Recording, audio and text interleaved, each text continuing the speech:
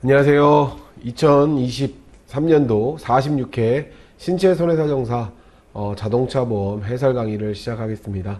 일단 먼저 시험 보시냐고 너무너무 고생 많으셨고요.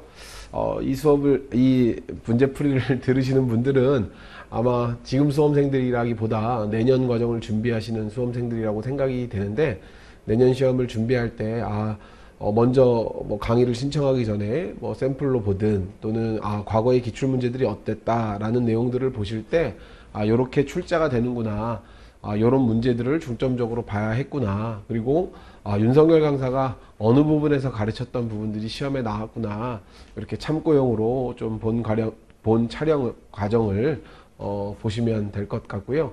일단 올해 총평을 조금 하자면 2023년도 46회 시험은 자동차 보험에 한해서는 그렇게 어렵지 않은 문제가 출제됐습니다.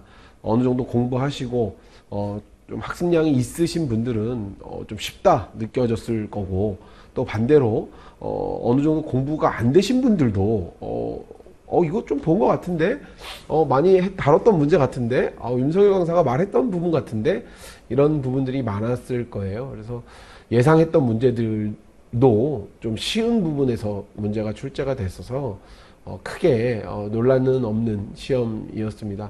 다만 문제가 쉽다고 해서 나만 쉬운 건 아니잖아요. 어느 정도 공부하신 분들은 다 쉽게 느꼈을 거란 말이에요. 그래서 누가 더 출제자가 원하는 부분의 문제들, 목차들을 더 치밀하고 더 정확하게 작성했느냐에 따라 점수가 많이 차이가 날 것 같습니다. 일단 1번부터 내용들을 좀 살펴보겠습니다. 다음 사례에서 손해사정사가 차관하여야 할 사항과 그 조치 방법 및 조사 방법 및 보상 처리 시 유의해야 할 점을 기술하시오. 손해사정사가 조사 차관해야 될 문제는 나올 때가 됐다고 문제풀이나 안심특강 때 몇 번 설명을 했었고, 실제 모의고사 2회차에도 손해사정 조사 사항, 손해사정 절차에 대해서 제가 문제를 냈던 적이 있었는데, 나올 때가 됐는데 나왔어요. 그런데 기존의 문제들하고는 조금 차이가 있게, 일단 사례 속에서 손해사정사, 보상직군내에 있는 사람들이 조사할 때 어떤 부분들을 차관하고 조사하고 또 이걸 보상할 때 어떤 걸 유의해야 하는지 내용 속에서 그 문제들을 찾아가야 하는 문제였어요. 그래서 6문제 중에 사실 가장 실무자가 조금 유리하게 쓸 수 있었던 문제라고 조금 생각이 들고, 수강생들 중에서 이 손해사정 조사 문제만 안 나왔으면 좋겠다 이런 수강생들도 있었던 걸로 제가 기억을 하는데, 대부분의 수험생들은 잘 몰랐을 거예요. 그런데 몰라도 이 내용 속에서 목차와 논점 속에 우리가 모르는 문제는 없어요. 우리가 다루지 않았던 문제는 없었고, 당연히 다 다뤘던 문제, 또 강조했던 부분들에서 그 내용들이 목차 속에 있습니다. 이런 것들을 착실하게 작성하신 분들은 어느 정도 방어할 수 있는 점수는 충분히 받았을 거라고 생각이 됩니다. 사고 발생 경위 2023년 7월 1일 16시쯤 1승용차와 2승용차가 일반 도로에서 동일한 방향으로 정상 운행 중 1차량이 차로를 변경하면서 1차량의 우측 부분에 2차량의 좌측 부위가 충격하였어요. 그로 인해서 피해자는 1차량 조수석에 탑승하고 있던 병, 사고 당시 17세 고교생이에요. 고교생으로 되어 있고, 경추염자의 병명으로 한 달간 한방병원에 안전가려를 요하는 외상을 입었다. 자, 우리 이 문제 속에서 우리가 이제 찾아야 할 것들이 좀 내용 중에 있습니다. 일단 기본적으로 요 사고 발생 피해 사항 속에서는 이 경추염자가 중요한 조사 시에 유의사항, 보상 시에 유의사항이 될 거예요. 왜냐면 얘는 12급 우리가 공부한 경상 환자예요. 따라서 얘에 대한 검토가 필요할 거고, 그 다음 사고 경위에 대한 과실 부분들도 쟁점이 되겠죠. 과실 부분. 그래서 쌍방과실이란 말이에요. 이게 끼어들기 차량에 대한 쌍방과실. 그래서 사고 발생 경위나 피해 사항에서는 그 내용들을 봐야 하고, 그 다음에 내용을 보니까 운전자는 1차량의 운전자는 병의 누나 의리 운전을 했고요. 대학생이래요. 무면허 운전. 자, 여기서 이제 우리가 또 중요한 차관 사안들이 생겨나죠. 뭘 말하는 건가요? 사고부담금. 자, 사고부담금은 사실 작년, 재작년 다 출제가 됐어요. 약술로 출제, 계산 문제로 출제, 그리고 이제 손해사정 조사하는 사항까지 엄밀히 말하면 사고부담금과 관련된 3년간의 출제가 있었습니다. 그래서 이건 뭐 당연히 중요한 부분이고 나올 수 있는 부분인데 좀 과하지 않았나 싶어요. 사고부담금 문제가 연속해서 3번 출제가 됐어요. 이 차량 운전자는 정인데 정은 김영피보험자로 적격, 얘는 무면허 같은 건 없어요. 그죠? 그런데 사고 당시 술 냄새가 났다고 을이 주장했어요. 누구? 사고 난 을. 을과 정의 사고에서 상대 차량 을 운전자, 을이 정의 음주운전을 의심하지. 자, 이것도 냄새가 났다라고 했으니까 얘도 만약에 음주운전으로 이게 확인이 되면 당연히 사고부담금에 문제가 생겨날 거예요. 그래서 음주 무면허에 따른 사고부담금은 이제 검토를 해야 될 사항이고 1차량의 병, 모친, 갑을 김영피보험자로 하여 A보험회사의 자동차보험 대인배상 원만 가입합니다. 이것도 포인트예요. 왜 대인배상 원만 가입하니까 나머지 담보들은 검토할 필요가 사실은 없어요. 그리고 이 차량은 B보험회사에 보험을 가입합니다. B보험회사는 정상보험 가입을 했고, 자, 그럼 여기서 이제 손해사정사가 일단 차관해야 될 사안, 차관은 실마리를 풀어가야 하는 뭐 이런 거예요. 사전적 의미로 따지면. 그래서 뭐 어떠한 것들을 사전적으로 우리가 사전적 의미의 차관을 기준으로 어떤 것들을 이 문제 속에서 손해사정사가 차관, 조사 포인트가 뭔지를 찾는 거지. 일단 첫 번째 아까 얘기한 것처럼 이게 쌍방과실이에요. 과실 여부에 대한 검토가 필요하죠. 과실 여부. 을과 정에 대한 과실 여부에 대한 검토가 필요할 거고, 또 아까 얘기했듯 병이 다쳤는데 이 병은 12급 경상 환자예요. 그래서 이 경상 환자에 대한 보상 기준과 진단서, 이 진단서 제출 의무화뿐만 아니라 4주 이상이죠. 4주 이상일 때 진단서 제출하지 않으면 추가 지불 보증이 안 된단 말이에요. 그래서 이 내용들에 대한 내용들을 확인을 해야 될 것이고, 그 다음 이게 지금 모양을 보면 무단 운전의 모습이 나타날 수 있어요. 왜냐하면 무면허 운전이에요. 그리고 아버지가 보험 가입했어요. 근데 남매가 차량을 끌고 갔단 말이에요. 근데 운전은 누나가 했어, 을이. 이때 무면허인 이 을에게 아빠가 차량을 승낙할 일은 사실상 많지 않아요. 거의 없단 말이에요. 다시 말하면 무단 운전일 확률이 매우 높아. 매우 높아요. 그럼 무단 운전이라고 했을 때 결과가 조금 차이가 생길 수 있기 때문에, 왜냐하면 무단 운전이라고 했을 때 이때 병을 타인으로 보호할 것인가에 대한 검토가 필요해요.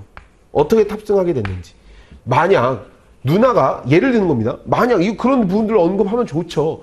만약 이때 을의 주도적인 무단 운전에 동생이 그냥 관여해서 탔다면, 만약 적극 종용 가담했다면 얘에 대한 타인성은, 우리 시험 문제 이 타인이 나왔죠. 타인성은 인정되지 않을 거예요. 근데 반대로 그냥 야 누나가 타라 을이 타라 그래서 누나라고 나와있나? 누나라고 돼 있네. 누나가 그냥 타. 누나가 이거 아빠가 허락 안 했는데 어떻게 타? 이런 상황인데 을이 적극적으로 탑승시켰다면, 예를 들어서 강요 동승을 시켰다거나 같이 타자라고 했을 때는 타인으로 보호받을 수 있겠죠. 이런 부분들을 검토해야 돼요. 이런 것들을 기준으로 이걸 착안해서 어떻게 이걸 조사할 건지에 대한 것들을 언급하라는 거죠. 이렇게 언급만 해도 좋죠. 찾아낼 수 있다면. 그 다음 무면허 운전은 누가 무면허 운전을 하냐면 을이 무면허 운전을 하거든요. 그럼 을의 무면허 운전에 따른 사고 부담금은 당연히 부과시켜야 돼요. 이건 뭐 당연한 건데, 만약 지금 이 3번 사항에서 무단 운전이 아니라 만약 아빠가 을의 무면허 운전을 승낙했다면, 약관에는 어떻게 되어 있냐면 명시적, 묵시적 승인이 만약 있는 상태였다면, 다시 말하면 무단 운전이 아닌 상태죠. 이때의 경우라면 갑도 사고부담금을 부과해야 돼요. 사고부담금을 납부해야 됩니다. 그래서 어떻게 이 차량이 운행됐는지에 대한 내용들, 그런 것들을 검토해야 되겠죠. 그 다음에 또 여기서 따져줄게. 병의 타인성을 검토할 때 이 병이 만약 아까 말한 것처럼 단순 그냥 동승자예요. 그러면 동승감액에 대한 내용들을 검토하면 되겠지만 만약 적극 종용 가담한 자예요. 적극 종용 가담했다면 얘한테는 오히려 동승감액이 아니라 얘도 운행자의 지위에 있을 수 있는 위치가 되고 그로 인해서 얘에 대한 피해자 측 과실도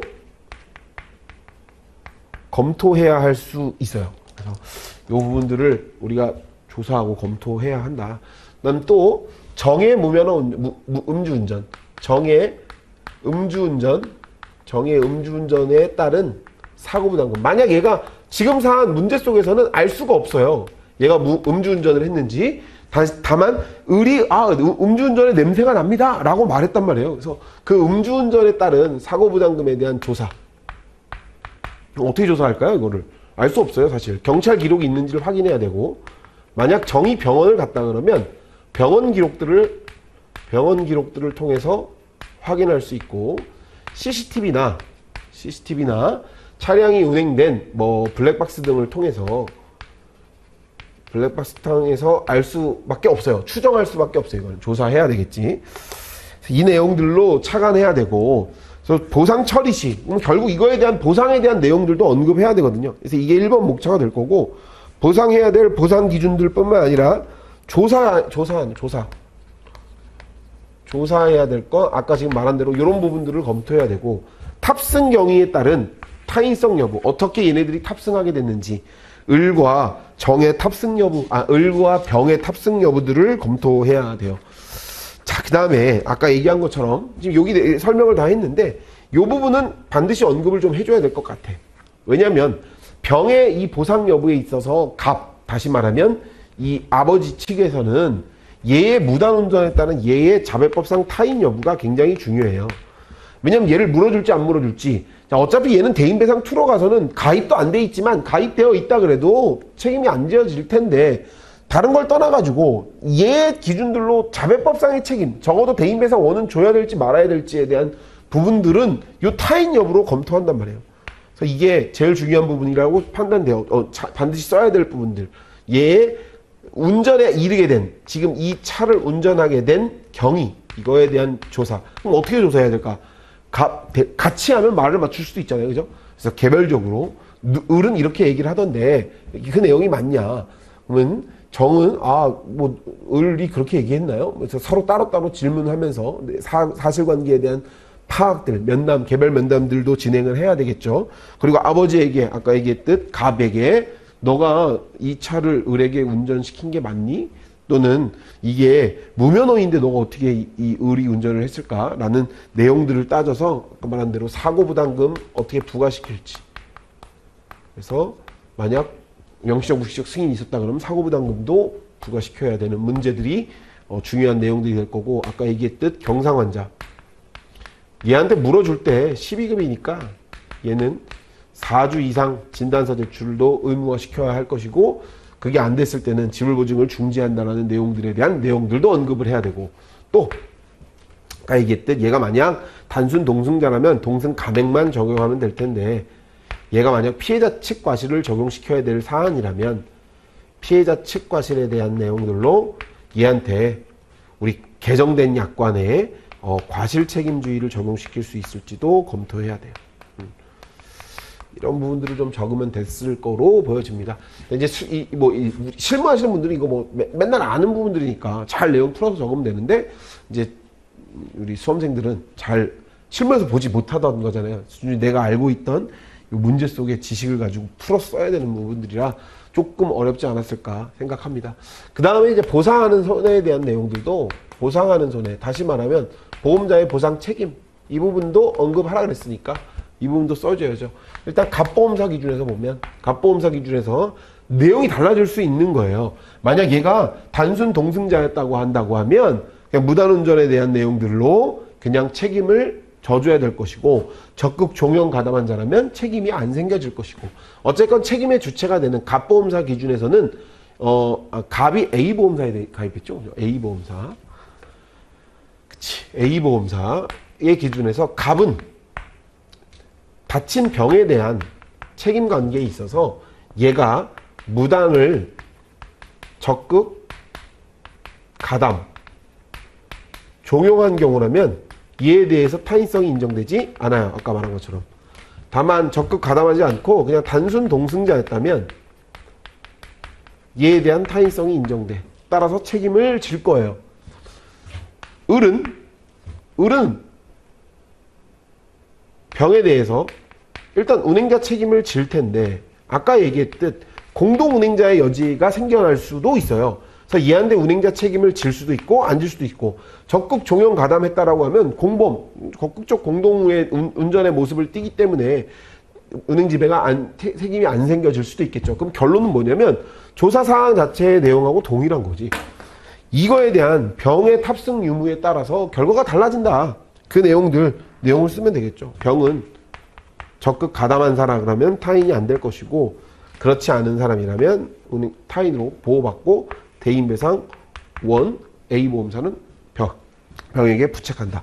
대인배상 원밖에 없어요. 어차피 담보 자체는. B보험사. B는 정의 가입했단 말이에요. 그럼 정의 가입했으니까 논할 것도 없이 대인배상 원, 투는 그냥 부책이에요. 그런데 아까 얘기한 것처럼 얘는 음주운전 여부에 따른 사고부담금은 조사사항을 통해서 판단해서 사고부담금을 부과시킬지 안 부과시킬지를 검토하고 찾아야 된다. 결국 병에 대해서 사고부담금은 논외하고 대인배상 1, 2는 부책이에요. 그럼 B보험사에서는 아까 얘기했듯 피해자 측 과실을 적용해야 된다 그러면 대인배상 2에 대한 과실 책임주의에 대한 내용들을 쓰면 될 것이고 여기 빠졌네. 뭐가 됐건 을은 무면허 운전에 따른 사고부담금을 부과한다. 사고부담금을 부과한다. 이렇게 작성하면 됩니다. 이 내용들 모범 답안도 제공해 드렸으니까 목차 정도 잘 외우셔가지고 쓰셨다면 지금 이 목차 어려운 목차들은 없잖아요. 사실 여러분들이 모르는 내용은 없어요. 사실. 근데 이 모르는 내용은 없는데 이거를 이제 손해사정 조사하고 잘 안 다루던 유형이라 수험생들이 준비 안 하신 분들은 좀 당황할 수 있겠지만 제가 개인적으로 판단할 때 어느 정도 학습되신 분들은 그렇게 내용상 그리고 이 사례 자체가 막 어떤 처음 보는 사례 문제가 아니에요. 이 문제가 우리 많이 다뤄본 무단운전의 모습들의 사고부담금과 무면허 운전에 대한 내용들 그리고 음주운전 그리고 무단운전과 관계된 내용들이라 충분히 그 내용들을 풀어서 조사사항들을 쓰는 거라 잘 공부하신 분들은 작성했을 거라고 생각이 됩니다. 자, 2번 문제 과실상계의 법리 어떤 법리를 기준으로 두고 있는지 그리고 현행 자동차보험 제도상 과실상계의 운용관계에 대해서 쓰라고 문제가 주어졌어요. 이거는 제가 모의고사 4회차 3번 문제 동일한 문제가 출제를 제가 했고 이 문제들은 너무 유력하다 나올 확률이 매우 높다. 사실 사고 치료비 과실상계 부분들과 관련된 부분들이 이 챕터에 들어가는 거거든요. 그러니까 이거에 대해서는 저만 강조한 건 아니고 다 많이 강조했는데 이거하고 우리 뒤에서 살펴보겠지만 6번 문제하고 사실 같이 묶어서 냈으면 더 좋았을 것 같아요. 근데 이제 따로따로 문제를 주어줌으로 이제 수험생들이 이게 뭘 묻는 문제인지 6번에서 써야 되는 건지 2번에서 써야 되는지 좀 헷갈릴 수도 있는데 기본을 잘 이해하신 분들은 당연히 여기서 논해줘야 되겠죠. 자, 1번. 요 밑에다가 목차를 쓰면 좋을 것 같아요. 다 보이니까. 일단 우리 과실상계의 개념을 잘 이해하죠. 과실상계, 왜 과실상계 하는 거예요? 다 안 주는 거잖아요. 과실상계는 일단 불법행위, 민법 750조에 두고 있는 불법행위나 채무불이행도 마찬가지지.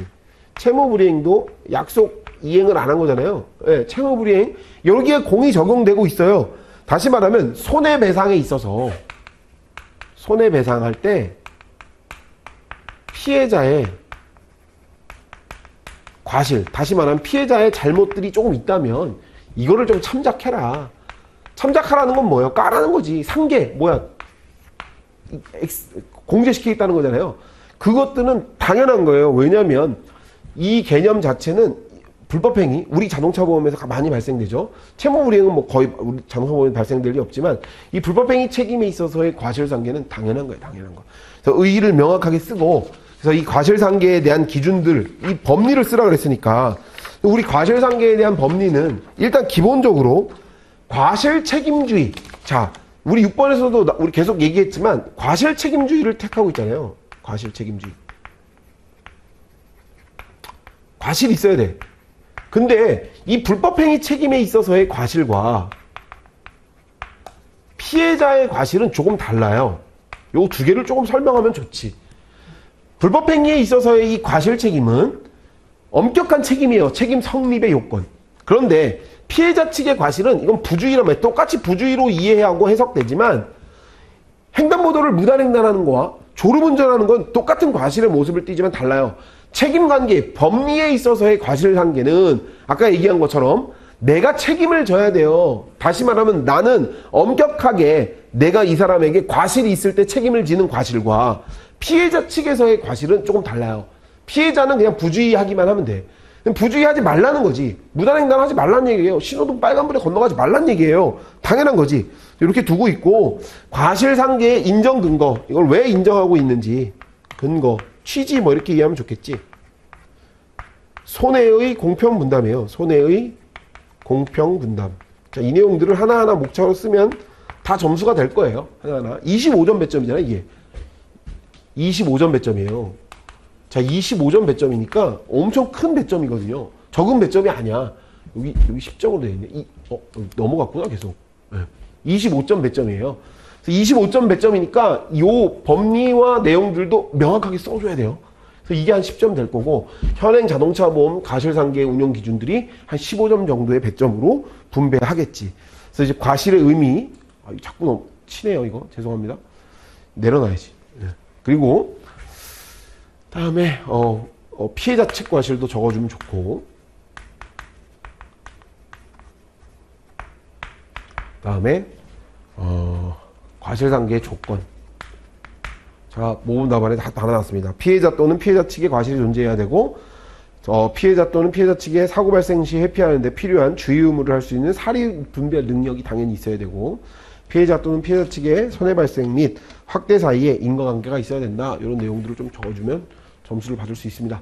그 다음 우리 자동차보험, 현행 자동차보험 약관에 크게 두고 있는 우리 과실상계 관계 방법 등 이렇게 써 있죠. 그래서 이거는 사실 약관을 그대로 컨트롤 C, 컨트롤 V 해야 돼. 완전 갖다 붙여야 돼요. 이거는 정확하게 써야죠. 정확하게. 근데 우리 자동차 보험 약관은 목차로 되어 있진 않아요. 내용을 쭉 설명만 하고 있거든요. 그래서 1, 2, 3, 4 이렇게 3까지 돼 있지. 이렇게 쭉 설명하고 있는데 과실상계의 방법 이렇게 해놓고 이 장의 기준, 그러니까 대인배상 1, 대인배상 2, 대물은 과실상계에 의해 산출된 기준에서 과실을 상계합니다. 돼 있고 무보험 자동차 상해의 경우에는 피보험자의 과실을 상계합니다. 이렇게 규정하고 있다고요. 대인 1, 1 이렇게 놓고 대인 1, 대인 2, 대물 그리고 무보험 자동차 상해는 여기서는 피해자, 무보험 자동차 상해는 피보험자의 과실을 상계합니다. 이렇게 쓰고 있고 이거 연습 우리 많이 했었던 거라 잘 적었을 거고요. 두 번째, 그런데 특이한 규정들을 두고 있죠. 그 대표적인 특이한 규정이 대인배상 1에서는 사망보험금 최저 2천만 원은 보상합니다.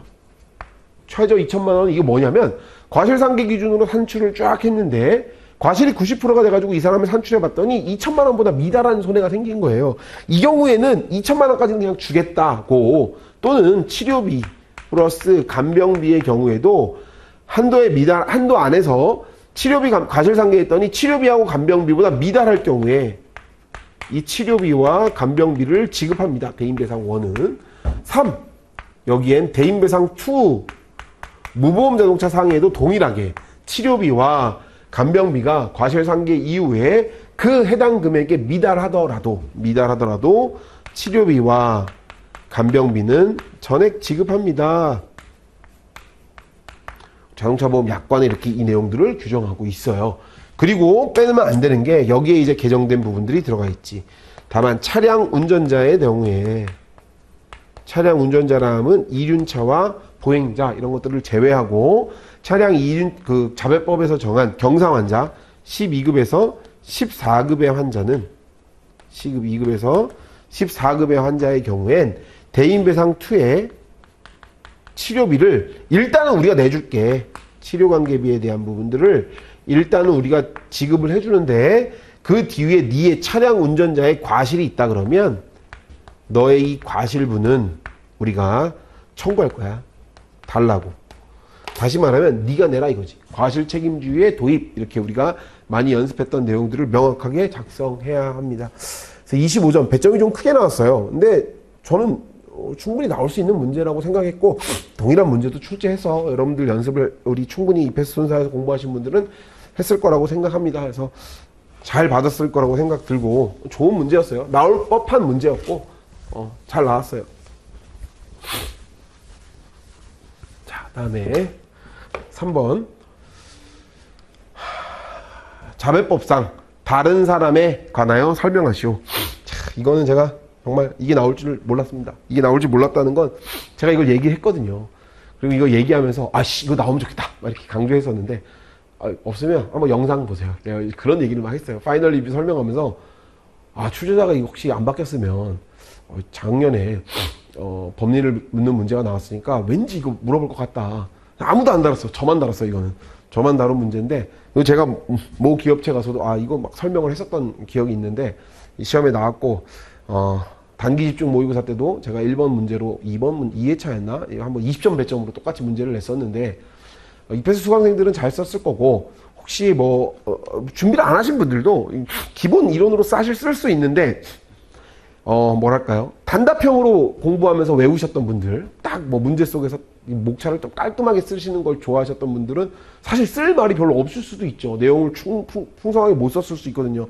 우리가 실무 사례 문제를 풀면서 다뤘던 직접적이고 구체적이고 현재적이다. 직구에 맨날 말했던 게 사실 이거와 관계된 문제잖아요. 그래서 이게 문제가 나와서 놀랐는데 막 수강생들이 저한테 시험 끝나고 막 카톡도 많이 오고 그랬어요. 근데 어쨌건 이 문제는 나올 만한 문제였고 나온 지 꽤 오래됐거든요. 그래서 출제가 됐어. 저 스스로도 좀 놀라고 했습니다. 어쨌건 명확하게 의의를 써야죠. 일단 의의 20점 배점이니까. 어떤 수강생들은 이런 얘기 하더라고요. 처음에 제가 모의고사 때 이 문제를 냈을 때 단기 집중 모의고사에서 이 문제 냈을 때 한 반쪽 쓰고 이거 어떻게 이걸 다 쓰냐. 그치, 준비가 안 되면 다 못 쓰지. 책에 있는 내용들을 많이 갖다 붙여 써야죠. 일단 왜 이거에 대한 검토가 필요한지도 잘 써야 돼요. 20점 배점으로 주었었으니까. 일단 타인은 누구냐면 운행자와 운전자를 제외한 자예요. 운행자와 운전자를 제외한 자. 다시 말하면 자배법상의 보호의 대상이란 말이에요. 보호의 대상. 이 타인이야. 그 타인은 운행자와 운전자를 제외한 자라고 말해요. 이게 의의야. 이게 타인이에요. 그래서 얘는 자배법상 보호의 대상이다. 그러면 타인이라 하면 운행자와 운전자를 제외한 자를 타인이라고 말한다.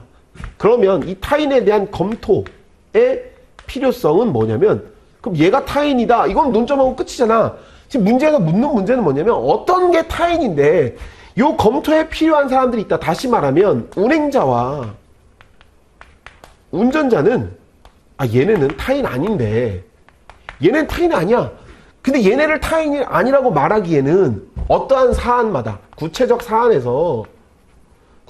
사안에서 불합리한 경우가 생겨날 수 있다. 불합리한 경우가 생길 수 있다. 불합리한 경우에 있어서 이때 운행자와 운전자도 타인으로 보호할 수 있을까? 보호할 수 있을까? 사실 이거 묻는 문제예요. 이거. 그래서 타인은 논점이 없는 케이스라니까. 운행자와 운전자 이외의 자는 타인이야. 우리가 딱 봐도 누가 봐도 타인인 사람들은 타인이야. 대표적인 게 보행자. 보행자는 그냥 타인이에요. 이 사람 당연히 보호해줘야지. 그런데 그게 아니야. 운행자야. 근데도 얘가 타인인 것 같은 모습을 띌 때가 있고, 운전자야. 근데 얘도 타인인 것 같은 모습을 띌 때가 있단 말이지.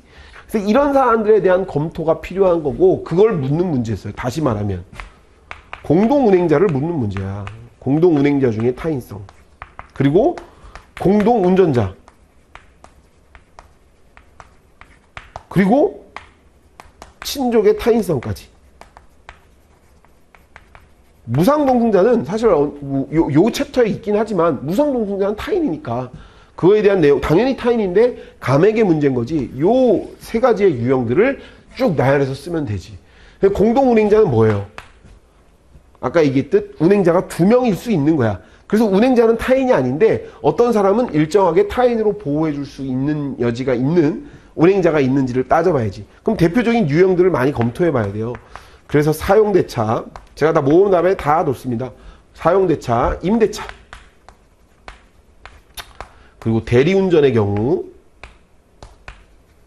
그리고 뭐 그냥 단순 동승자의 경우, 단순 뭐 임차 비용을 부담한 자, 이런 사람들을 각각 검토해야지. 그래서 어떤 사람들은 운행자로 본다, 어떤 사람들은 타인으로 보호해 준다. 근데 이 타인성 판단의 기준을 반드시 적어야 된다. 공동운행자의 타인의 판단의 기준은 여러분들이 공부 많이 한 직접적이고 구체적이고 현재적인 운행자는 간접적이고 잠재적이고 추상적인 운행자에게 얘한테 보호해줘라. 타인으로. 누가? 얘가. 다시 말하면 우리 뭐 실무적으로 제가 강의 시간 때 많이 말했던 건 운행 지배의 크기를 판단해야 돼요. 크기. 누가 운행 지배의 크기가 크냐.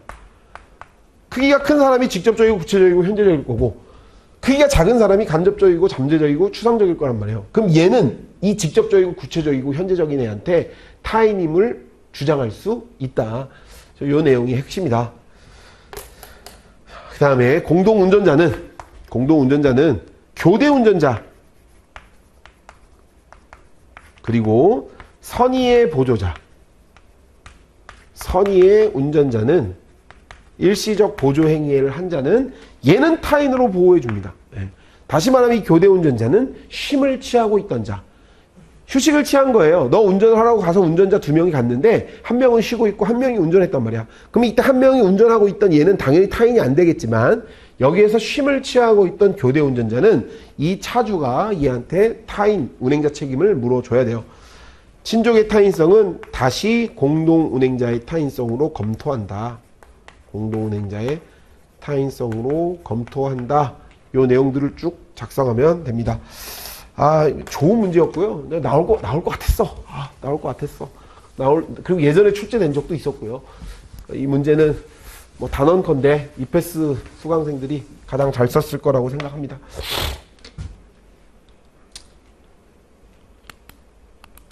4번. 자동차 보험의 무보험 자동차에 의한 상해에서 무보험차, 그리고 다른 자동차 운전담보 특약에서 다른 자동차를 각각 설명하시오. 이것도 뭐 무보험 자동차 진짜 나올 것 같아가지고 계속 얘기했었죠. 근데 무보험 자동차 상해가 사례로 나올 것 같았는데, 제 생각엔 사례로 안 나오고 그냥 약술로 너무 쉽게 나왔어요. 너무 쉽게 나왔고, 뭐 모든 수강생이 다 잘 썼을 겁니다. 지금 이 4번 문제는 너무 쉬웠을 거고, 뭐 어떤 수강생들은 윤석열 강사님보다 제가 더 잘 썼을 거다 뭐 이렇게 얘기하는데, 저 잘 쓰고 말 게 있어요? 이거는 그냥 약관에 있는 내용 갖다 붙이면 돼요, 그냥. 피보험자가 일단 약관 규정을 써주면 좋죠. 피보험자가 무보험 자동차로 인하여 생긴 사고로 죽거나 다친 때 그로 인하여 생긴 손해, 근데 그에 대한 배상 의무자가 있으면 보상합니다 돼 있고, 무보험 자동차라 함은 자동차관리법상 자동차, 건설관리법상의 건설기계, 근수품관리법에 의한 차량, 도로교통법에 의한 원동기 및 개인용 이동장치, 농업기계와 촉진법에 의한 농기계, 피보험 자동차 및 피보험자가 소유한 자동차 이외의 자동차로 피보험자를 사상케 한 다음의 차를 말합니다. 대인2에 가입하지 않은 차, 대인2에 보상하지 않는 경우에 해당한 차, 면책된 차를 말하는 거죠. 무보험 자동차 상해로 보상될 수 있는, 이거는 공제에게 관한 부분들인데, 대인배상2에 유한보험에 가입된 차, 그 다음에 피보험 자동차를 죽게 하거나 다치게 한 경우 명확하게 밝혀지지 않은 경우 개인형 이동장치는 제외되죠. 이건 뭐 그냥 갖다 붙이는 내용들이었고, 다른 자동차 운전담보 특약에 대한 약관 규정 쓰고, 다른 자동차는 동일한 차량으로 승용차 경 3, 4종, 승합차 경 4종 화물차에 해당해야 되고, 해당하는 동일한 차종이어야 하고, 이 내용이 더 중요하죠. 김영피보험자의 부모, 배우자 또는 자녀가 소유하거나 통상적으로 사용하는 자동차가 아니어야 돼요. 그죠? 그리고 김영피보험자가 자동차를 대체한 경우 그 사실이 생긴 때로부터 보험회사가 피보험 자동차의 교체 승인할 때까지의 대체 자동차를 다른 자동차라고 말합니다. 너무 쉬운 문제였죠. 이건 다 잘 썼을 거고, 준비를 사실 철저히 했던 부분들이라 모든 수강생들이 다 잘 썼을 거예요. 자, 5번. 이것도 사례라고 나왔는데 10점짜리 배점의 사례고 너무 쉬운 사례가 나왔어요. 사실 이게 한 25점 배점으로 좀 다양하게 물어볼 수 있었을 텐데 조금 아쉽다는 생각이 듭니다. 일단 사례 문제를 이제 변별력이 가장, 저도 이제 오랜 기간 동안 이제 강의를 하면서 보면 약술 문제는 어떤 수강생은 잘 외운 약술이 있어요. 물론 그렇지 못한 뭐 그 안에서도 차이가 있긴 하지만 제일 자동차 보험에서 이 변별력을 확인할 수 있는 건 사례 문제거든요. 사례 문제 공부 잘하는 수강생하고 안 하는 수강생하고의 답안 차이가 엄청나게 나요. 그래서 사실 그렇게 판단을 해야 되는데 너무 쉬운 사례가 나와서 조금만 공부하신 수강생도 잘 작성할 수 있었을 만한 사례고, 제 기본 교재에 또 있는 내용이에요. 그대로. 거의 그대로 있는 내용이 거의 유사한 내용이어가지고, 이제 사실 뭐 이런 말은 시험 끝나고 하면 그렇지만, 뭐 기본 강의를 충실히 한 수강생들은 누구나 쉽게, 이런 거 수강생들 싫어하잖아요. 제가 딱 말한 부분 나왔죠? 뭐 이런 걸 좋아할 텐데, 근데 또 해야 되겠어요. 또 기본에 충실한 수강생들이 유리했던 시험이라고 생각합니다. 어쨌건 굉장히 쉬운 문제였어요. 다음 사례에서 보험회사의 보상 책임에 대해서 설명하시오. 배점이 10점이잖아요. 그럼 막 길게 쓸 거 없어요. 딱 컴팩트하게 막 쓰면 돼.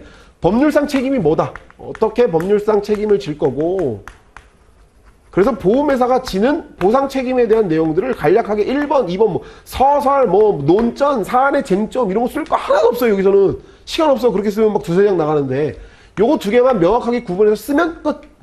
그러면 갑은 자기 소유의 차량을 운전하여 여행을 가는 중 차량의 이상을 느껴서 을이 운영하는 정비업체죠. 경비업체 오타. 정비업체에 차량을 맡겼어요. 정비업체에 차량을 맡기고 수리를 의뢰하였는데 정비업체의 직원 병이 수리 후 동차량을 시운전하던 중 보행 중인 갑, 을, 병과는 아무런 관계가 없는 보행인을 칩니다. 다시 말하면 구조는 우리 매일 그리던 거, 갑이 차 주인인데요. 이 차를 을에게 맡깁니다.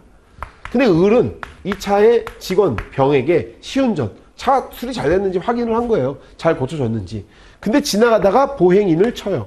자, 이거 기본 강의 시간 때 제가 엄청 얘기하고 설명하고 매일, 사실 이 챕터를 그대로 갖고 오면 우리 기본 강의 한 7강 정도 되는 내용 그대로예요. 제가 한 5분, 10분 설명하는 내용. 그게 시험에 나온 거고 너무 쉬운 문제죠, 이건. 일단 그래서 보험사가 어디예요? A보험사. 자, 일단 책임의 주체별로 따져봐야 되는데 정비업체에게 정비를 의뢰합니다. 이게 취급업자. 그러면 원칙적으로 취급업자에게 취급을 의뢰한 순간 차 소유자는 법률상 책임이 존재하지 않아요. 민법상의 책임도 존재하지 않아. 자별법상의 운행지배가 단절됩니다. 을은 운행자예요. 왜냐하면 자기를 위해 자동차를 운행하는 자예요. 취급업자는. 얘는 을의 직원으로 운전자예요. 따라서 자별법상의 책임은 존재하지 않지만 얘는 민법 750조에 의한 책임이 존재하고, 을도 사용자 책임 756조의 책임이 존재합니다. 요 내용 일단 다 적어야 돼. 풀어서. 법률상 책임 안에 갑은 자별법상 책임 없다. 을은 있는데 756조의 책임도 있는데 이게 우선한다. 병은 민법 756조의 책임이 있다.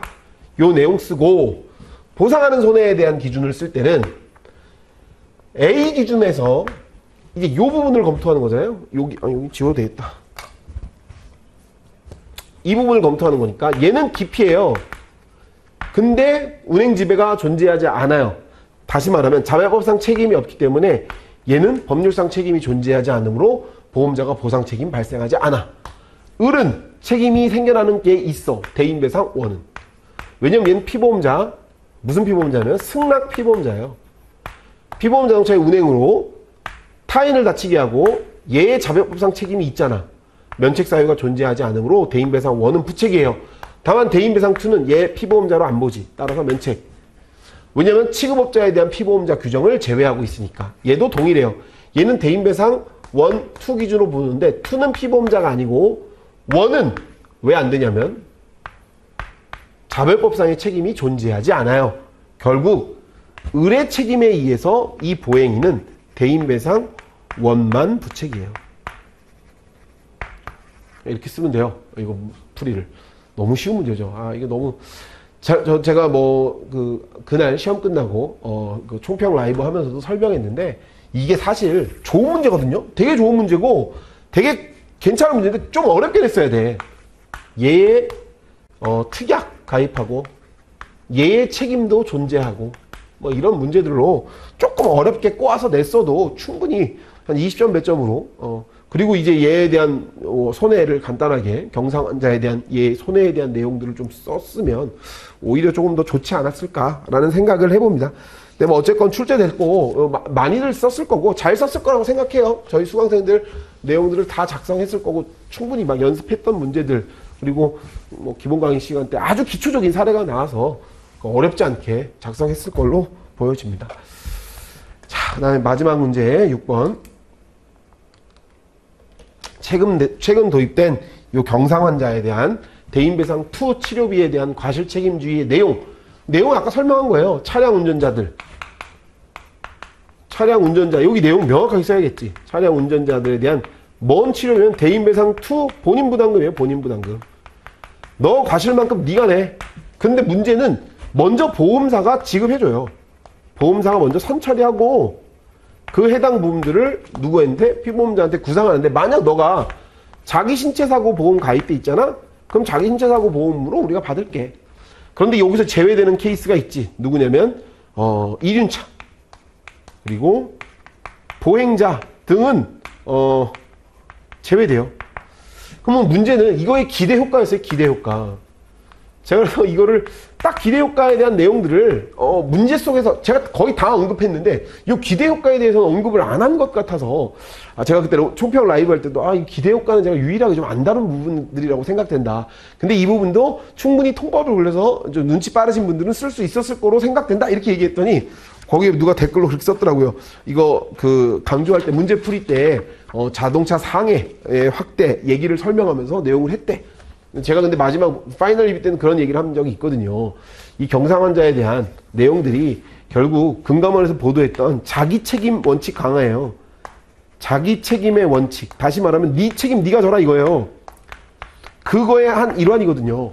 그러면 일단 뭘 하는 거냐면 가장 이런 문제점의 문제 제기를 이해해 보면 이 이전의 약관, 이거 이전 약관, 기존의 약관이지 그냥 이전 약관은 우리 아까 과실상계에 대한 방법을 설명했을 때 나와 있듯이 치료비 플러스 간병비는 다 준단 말이에요. 다시 말하면 과실 책임주의가 아니야. 실제로 사고 과실이 10%만 있어도 100%의 치료비를 다 줘야 되는 문제가 생겼어요. 그 얘기는 뭐냐면 아주 경미하고 아주 경상 오히려 과실이 많았는데도 치료를 오래 받고 지급이 많이 되는 문제가 생길 수 있었지. 근데 여기 제가 적은 것처럼 치료비 간병비에 대한 과실 비율 전액 지급에 대한 약관 규정이 손해율에 엄청난 악영향을 미칠 수 있겠죠. 내가 과실이 100%여서 그 피해자가 과실이 없어. 그냥 물어주는 건 당연한 거지. 근데 그렇지 않은 케이스에 대해서는 이 치료비가 많이 나가니까 오히려 난 과실이 얼마 없는데 얘 치료비로 막 1억씩 나가고 이런 문제들이 생길 수 있었겠죠. 그래서 문제는 이 선량한 계약자들을 보호하기 위한 게 1번. 그다음에 이 과실 책임주의를 도입함으로써 뭐가 될까요? 이거 대표적인 게 보험료의 전체적인 인하가 있지 않겠어요? 그죠? 손해율이 좋아지면 당연히 줄어지겠죠. 보험사의 실적도 좋아질 거지만 손해율이 낮아질 것이고 그럼 보험료가 인하될 거고 여기 나오는 항상 선량한 착한 우리 계약자들 잘못 많이 안 하고 사고도 많이 안 나는 계약자들에 대한 보험료의 인하가 생겨날 수 있겠지. 보호할 수 있는 내용들 그런 내용들을 좀 적었으면 좋았을 거고 하나 제가 모음 답은 없는데 아까 얘기한 것처럼 자동차 상해 내지 자기 신체 사고 그러니까 내가 다쳤을 때에 대한 담보가 확대되겠지. 보험사 입장에서는 좋죠. 뭐, 요 보험금을 많이 받을 수도 있는 거잖아요. 그래서 내가 이제 내 책임을 내가 물어야 되니까 내가 가입하는 보험의 기준들을 확장시키는 그런 내용들이 많아질 수 있겠죠. 그래서 그 내용들을 좀 썼으면 뭐 요거 뭐 5점, 요거 5점의 기준들로 요거 하나씩 1점 이렇게 아마 채점을 했을 걸로 보여지는데 예상했던 문제죠. 사실 이건 예상했던 문제고 이 기대 효과도 그냥 여러분들이 좀 톡박불려서 쓰면 충분히 쓸 수 있었을 문제라고 생각됩니다. 그래서 총 6문제를 살펴봤는데 혹시 뭐 이제 저하고 내년 과정을 공부 만약 하시게 된다 그러면 계속 제가 느끼는, 저도 이제 한 9년째 강의를 했는데요. 10년 가까이 강의를 하면서 느끼는 건 점점 늘 그랬어요. 기본에 충실한 수강생들은 다 잘 봐요. 요번에도 모르겠어요. 뭐 대부분의 수강생들, 열심히 한 수강생들은 쉬었다고 하고 아마 그분들은 합격할 거로 보여집니다. 그래서 저랑 같이 2024년도 과정을 혹시 공부하게 되시는 분들은 모르겠어요. 이 짧은 시간에 뭐 저를 어떻게 판단하셨을지 모르겠지만 저는 일단 1차적으로 쭉 기본 강의를 쭉 잘 들으시고 설명하는 내용 속에 문제가 많이 나올 거고, 그리고 또 제가 나름 10년 동안 준비하면서 나왔던 유형들을 이제 잘 볼 거 아니에요. 그래서 트렌드라고 하나요? 트렌드가 이제 어느 정도 좀 이렇게 눈에 보이니까 그 부분들을 좀 중점적으로 잘 공부하시면 내년도에 혹시 여러분들 공부하실 때 좋은 결과 있고 합격하실 수 있을 거라 생각합니다. 저도 잘 준비해가지고 여러분들의 합격에 도움이 되는 강사가 되도록 하겠습니다. 마지막으로 올해 시험 보신 우리 이패스 수강생 여러분들 너무너무 고생 많으셨고요. 꼭 좋은 결과 있기를 바라겠습니다. 감사합니다.